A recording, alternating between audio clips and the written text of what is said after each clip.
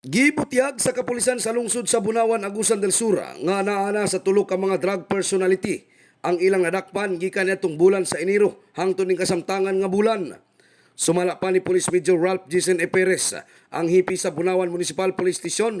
Matud pa niini nga sagad nilang madakpan mao ang mga individual nga nagikan pa sa laing lugar ug diha lang matudpasan asoy nga lungsod himuo lang pakigtransaksyon sa mga dayo ngadto na sa ilang mga parokyano.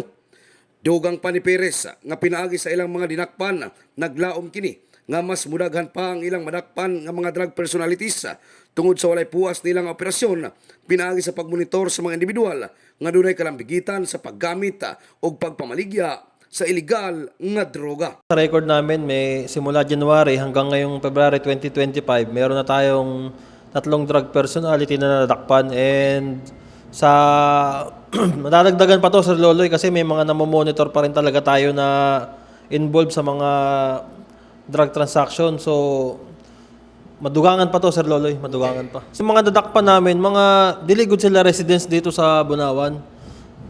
May nadakpan kami na taga Trento, may nadakpan kami na taga Bislig.